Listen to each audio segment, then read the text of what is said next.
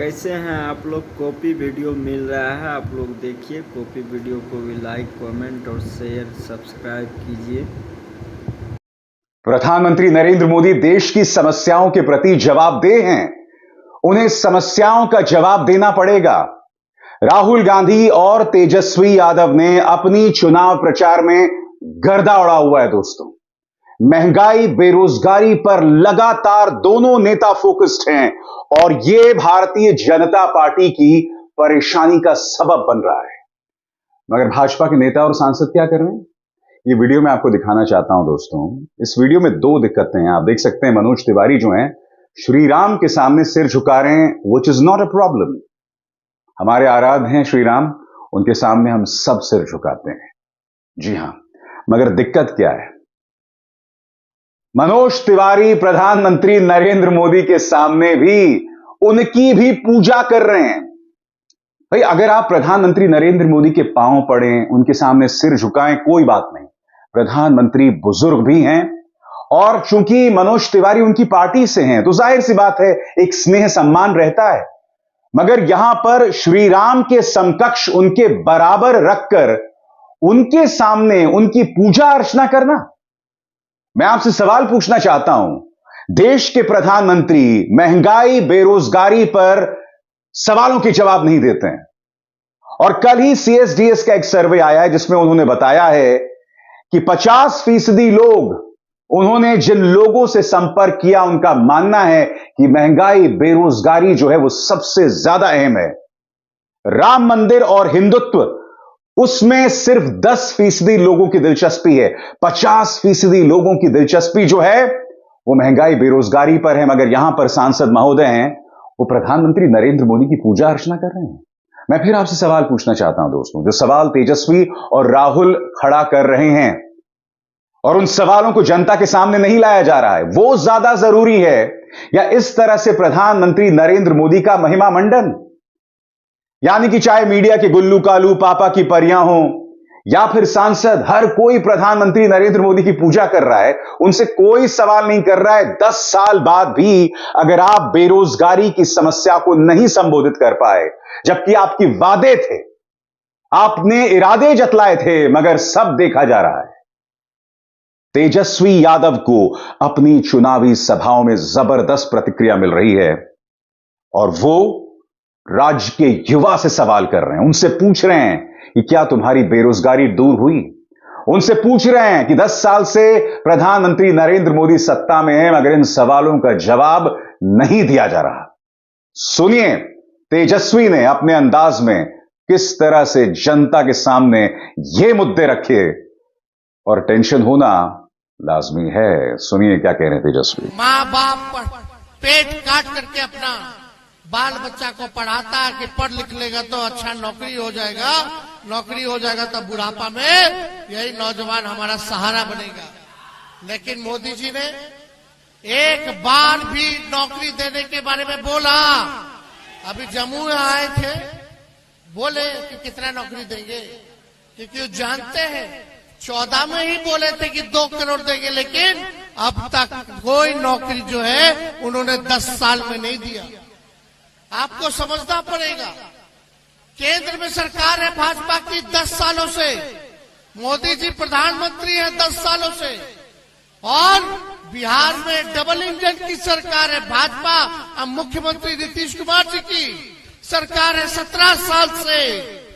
यहाँ के सांसद लगातार एनडीए को जिताने का काम किया आप लोगों ने। आप लोग देखिएगा लगातार चिराग पासवान जी जो एनडीए में है मोदी जी के साथ में, यहाँ का विधायक सब कोई एनडीए का है, यानी ऊपर से नीचे एनडीए का। बताओ, ये 17 साल, 10 साल और 3-3 बार सांसद बनाया लोगों ने। 15-20 साल से सांसद है एनडीए का, विधायक उनका, फिर भी क्या दिल में हाथ रख के बोलेगा कि गरीबी खत्म हुआ? क्या शिक्षा व्यवस्था सुधरी? क्या अस्पताल में दवा इलाज अच्छा से हो रहा है? क्या दिए मोदी जी, क्या दिए आप लोगों को? उसी तरह से राजस्थान में राहुल गांधी थे, वही मुद्दे राहुल गांधी भी उठा रहे हैं। बकौल राहुल गांधी, जनता कहती है बेरोजगारी और महंगाई देश का सबसे बड़ा मुद्दा है, लेकिन आप देश की मीडिया को देखेंगे तो लगेगा कि सबसे बड़ा मुद्दा अंबानी परिवार में होने वाली शादी है। राहुल गांधी नाराज है। राहुल गांधी इसलिए भी नाराज हैं कि कांग्रेस एक घोषणा पत्र जारी करता है जिसमें महिलाओं, युवाओं, किसानों के लिए न्याय की बात की गई है, मगर उनके घोषणा पत्र के बारे में प्रधानमंत्री ये कहते हैं कि ये घोषणा पत्र प्रेरित है आजादी से पहले के मुस्लिम लीग से। सुनिए राहुल गांधी क्या कह रहे हैं। देश में सबसे बड़ा मुद्दा कौन सा है? बेरोजगारी।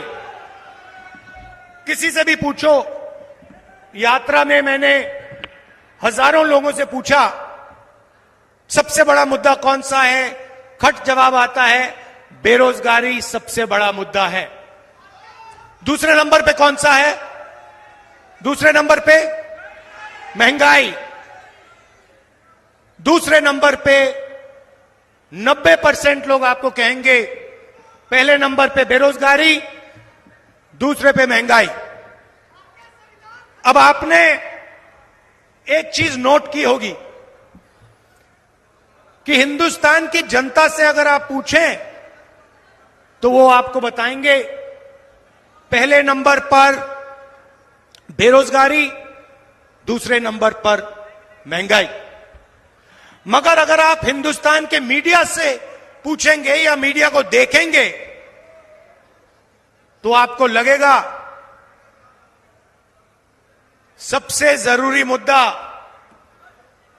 अंबानी जी की शादी है,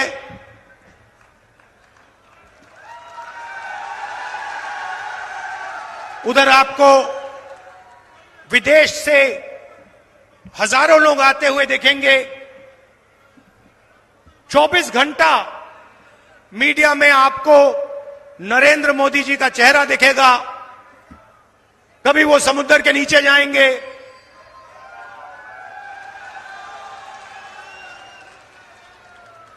कभी हेलीकॉप्टर में, सी प्लेन में उड़ते हुए देखेंगे,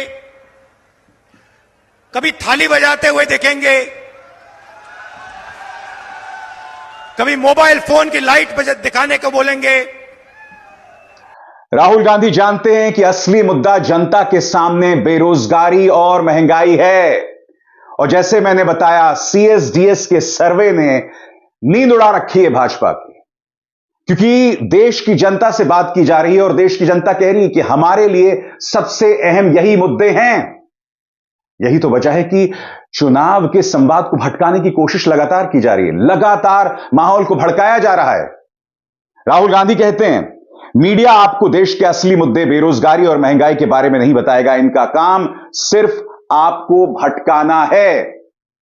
राहुल गांधी।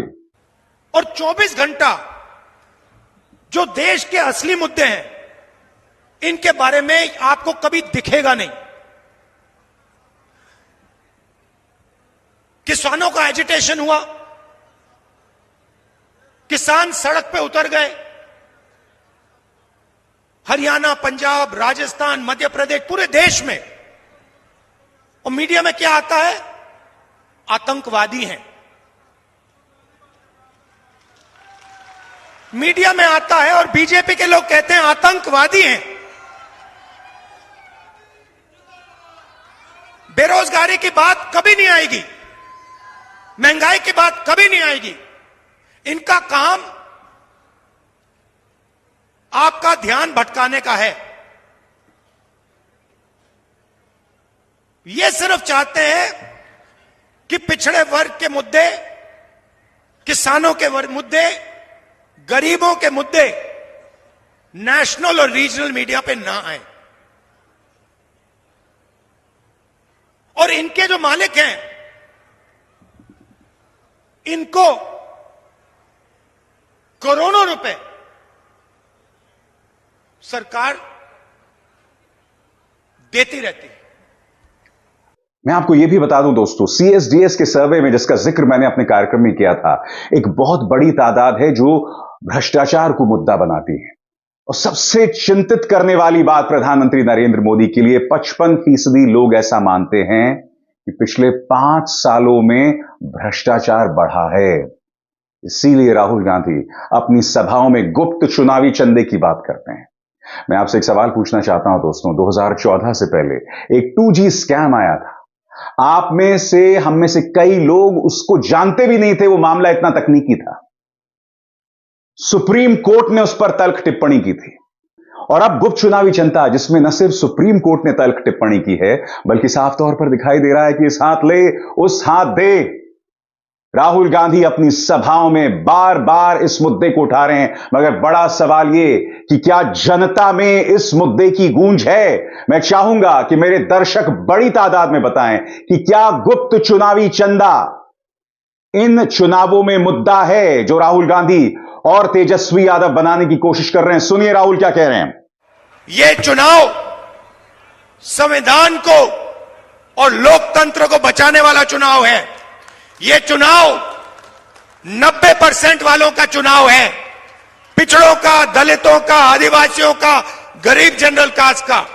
एक तरफ अदानी जी और हिंदुस्तान के बड़े बड़े अरबपति, नेशनल मीडिया, पूरा का पूरा धन उनके हाथ में, कांग्रेस पार्टी के बैंक अकाउंट बंद कर दिए, इलेक्टोरल बॉन्ड से दबाव डालकर, हफ्तेबाजी कर बीजेपी ने हिंदुस्तान के बड़े बड़े उद्योगपतियों से पैसा लिया है। ये चुनाव गरीब और 25 अरबपतियों के बीच में चुनाव है। राहुल गांधी वो लकीर भी खींचते हैं। वो कहते हैं कि एक तरफ देश के धन्ना सेठों के 16 लाख करोड़ का कर्जा माफ कर दिया जाता है, मगर दूसरी तरफ किसान की बार बार जो है तौहीन होती है, उसकी बेइज्जती की जाती है, उसे अपमानित किया जाता है। यह फर्क क्यों? विपक्ष का नेता यह सवाल उठा रहा है, मगर इन सवालों का जवाब सत्ता पक्ष के पास नहीं है। इसीलिए बिलो द बेल्ट राजनीति जो है वो लगातार बढ़ रही है। राहुल गांधी, नरेंद्र मोदी जी ने इन लोगों के 16 लाख करोड़ रुपए माफ किए हैं। अब आप कहोगे 16 लाख करोड़ रुपए कितना होता है? इतना बड़ा नंबर है, आपको और हमें पता ही नहीं लगता कितना बड़ा है। मैं बताता हूं आपको। नरेंद्र मोदी जी ने हिंदुस्तान के 25-30 सबसे अमीर लोगों का इतना कर्जा माफ किया जितना 24 साल मनरेगा में लगता है। समझिए बात, जितना 24 साल में मनरेगा में जाता है, उतना पैसा नरेंद्र मोदी जी ने 15-20 लोगों का कर्जा माफ किया।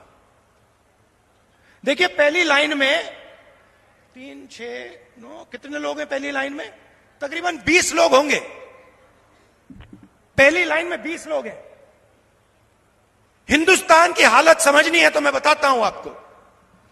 हिंदुस्तान के सबसे अमीर 22 लोगों के पास उतना ही धन है जितना 70 करोड़ लोगों के पास है। एक तरफ 70 करोड़ लोग, उसमें पिछड़े वर्ग के लोग, दलित, आदिवासी, गरीब जनरल कास्ट के लोग, और दूसरी तरफ 22 लोग। 70 करोड़ लोग क्या कह रहे हैं? 70 करोड़ में से किसान कह रहे हैं हमारे को एमएसपी दे दीजिए। युवा कह रहा है हमें रोजगार दे दीजिए। महिला कह रही है महंगाई से हमें बचाइए। कोई सुनने वाला नहीं, क्योंकि राहुल गांधी का सारा फोकस दोस्तों रोजगार पर है। इसीलिए वो बहुत ही चतुराई से अग्निवीर का मुद्दा भी उठाते हैं। बकौल राहुल गांधी एक अग्निवीर योजना लाई जाती है, मगर उस अग्निवीर योजना के तहत भी सैनिक को सम्मान नहीं है। और आप जानते हैं दोस्तों, अग्निवीर का मुद्दा जो है उसकी गूंज उत्तर प्रदेश, बिहार जैसे राज्यों में साफ तौर पर सुनाई दे रही है। इसीलिए राहुल गांधी इस मुद्दे को उठाने से नहीं चूक रहे। और खासतौर से राजस्थान की पावन भूमि से इस मुद्दे के मायने ही बदल जाते हैं। राहुल गांधी। राजस्थान में, उत्तर प्रदेश, तमिलनाडु, हिंदुस्तान का हर प्रदेश अपने युवाओं को सेना में भेजता था। सेना गारंटी देती थी कि अगर आपको कुछ हुआ, कुछ भी हुआ, हिंदुस्तान की सरकार आपकी देखभाल करेगी, शहीद का दर्जा देगी, पेंशन देगी। अगर आप शहीद हुए, आपके परिवार को कॉम्पनसेशन मिलेगा, आपकी पेंशन उनको मिलेगी, कैंटीन मिलेगी। यह वायदा हिंदुस्तान की सरकार हिंदुस्तान के जवान से करती थी। यह वायदा नरेंद्र मोदी ने अग्निवीर बनाकर यह वायदा तोड़ा है। और यह अग्निवीर स्कीम जो है, भाई और बहनों, यह आर्मी को नहीं चाहिए थी। यह आर्मी ने नहीं कहा कि हमें अग्निवीर चाहिए। यह नरेंद्र मोदी जी ने पीएम ऑफिस से अग्निवीर योजना लागू की है। जैसे ही हमारी सरकार आएगी, अग्निवीर योजना को हम रद्द कर देंगे और जो पहले गारंटी हमारे जवानों को दी जाती थी, शहीद का दर्जा, पेंशन, कैंटीन, ये हम एक बार फिर हमारे जवानों को देने जा रहे हैं। राहुल गांधी ये भी कह रहे हैं और बाकायदा आंकड़े गिनाते हैं कि जनता को बड़ी महंगी पड़ी मोदी सरकार। बकौल राहुल गांधी, आटा 20 से 40 रुपए किलो हो गया है, दाल 80 से 210 रुपए, दूध 30 से 66 रुपए प्रति लीटर, तेल 52 से 150 रुपए प्रति लीटर, पेट्रोल 66 से 97, डीजल 52 से 90, रसोई गैस 410 से 1103 और डॉलर 58 था, अब 83 पर आ गया है। क्या इन मुद्दों पर संवाद नहीं होना चाहिए? क्या इन मुद्दों का जवाब देश के प्रधानमंत्री को नहीं देना चाहिए, बनिस्पत आप चुनावों को हिंदू मुस्लिम की तरफ घसीट कर ले जाएं? आखिर क्यों? और फिर राहुल गांधी अपने चुनिंदा मुद्दे को उठाने से नहीं चूकते। राहुल गांधी कहते हैं कि इस देश की संपत्ति कुछ चुनिंदा लोगों को दी जा रही है। वो बाकायदा अडानी पर हमला बोलते हैं। बकौल राहुल गांधी, एयरपोर्ट अडानी को दे दिया गया, पोर्ट अडानी को दे दिया गया, हाईवे अडानी को, डिफेंस अडानी को, सोलर पैनल अडानी को, बिजली, कोयला सब अडानी को। तो नरेंद्र मोदी जी ने पिछले 5 साल, 10 साल चुने हुए लोगों को देश का पूरा धन दे दिया। आप जहां भी जाओ हिंदुस्तान में, कोने कोने में चले जाओ, आपको एक नाम दिखाई देगा, airport Adani, port Adani, highway Adani, defence Adani, solar panel Adani, बिजली अदानी, कोयला अदानी, और सारा का सारा फायदा एक व्यक्ति को नरेंद्र मोदी ने दिया है। और अडानी से नाराज भी दिखते हैं। बकौल राहुल गांधी, मैंने अडानी का सिर्फ नाम लिया था, मगर मुझसे मेरी सांसदी छीन ली गई। बड़ा सवाल ये कि अडानी के मुद्दे को जिस तरह से तरजीह दे रहे हैं, क्या अडानी का मुद्दा और लोगों में बेरोजगारी और महंगाई जो एक मुद्दा है, खासतौर से बेरोजगारी, क्या इन दोनों मुद्दों को मिला के कांग्रेस को यह लग रहा है कि वो जनता में अपनी जगह बना पाएगी? क्या कह रहे हैं राहुल गांधी, आइए सुनते हैं। मैंने उनके बारे में पार्लियामेंट में भाषण दिया।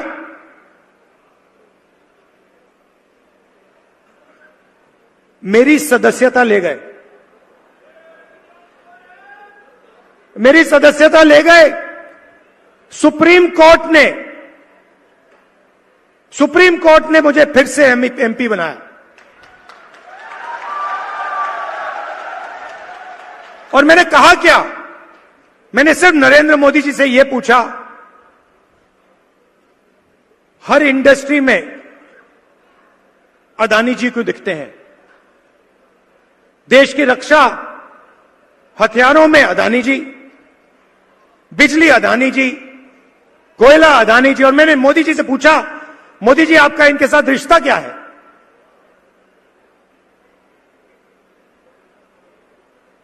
क्या रिश्ता है आपका इनके साथ? मेरी सदस्यता रद्द कर दी और फिर मेरा घर ले लिया। ये सोचते हैं कि सदस्यता लेने से, घर छीनने से मैं चुप हो जाऊंगा। मैंने घर की चाबी इनको दी, कहा मुझे घर नहीं चाहिए।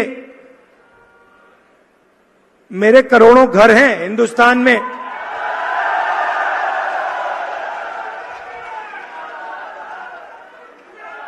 करोड़ों लोगों के दिल में मेरा घर है। मुझे तुम्हारी कोई घर की जरूरत नहीं। दोस्तों, जब से सीएसडीएस का सर्वे आया है, कांग्रेस लगातार इस मुद्दे को जो है उठा रही है। और यही नहीं, कई जगह यह भी सर्वे आ रहा है कि एक सैचुरेशन लेवल आ गया है, यानी कि भारतीय जनता पार्टी इससे आगे नहीं बढ़ेगी। और भारतीय जनता पार्टी इसलिए हाथ पांव मार रही है कि हम जो आंकड़ा पिछली बार आया था उसे बढ़ाया जाए। और ये किस तरह से बढ़ाया जाएगा? जब आप भड़काएं, जब आप भड़काऊ मुद्दे उठाएं। मगर कांग्रेस कह रही है मुद्दा वही है, बेरोजगारी, महंगाई। और इन सवालों का जवाब दे मोदी सरकार, क्योंकि भ्रष्टाचार के मुद्दे पर भी वो घिरी हुई है। सुप्रिया सुनीत क्या कह रही हैं, ये सुनते हैं। भ्रष्टाचार पर कुछ चौंकाने वाले, कुछ सही, कुछ बड़े रोचक तथ्य सामने आए हैं। अब आंकड़े सुनिए। इस सर्वे के मुताबिक 55% लोगों का मानना है कि पिछले 5 साल में भ्रष्टाचार जबरदस्त बढ़ा है। 55% लोगों का मानना है। 2019 में जब चुनाव के पहले यह सर्वे हुआ था तो मात्र 40% लोग कहते थे भ्रष्टाचार बढ़ा है। अब वो संख्या 40 से बढ़कर 55% हो गई। और रोचक चीज यह है कि भ्रष्टाचार बढ़ा है कहने वाले गांव में, शहरों में, अमीर, गरीब, हर तबके के लोग हैं। अब आगे की बात सुनिए।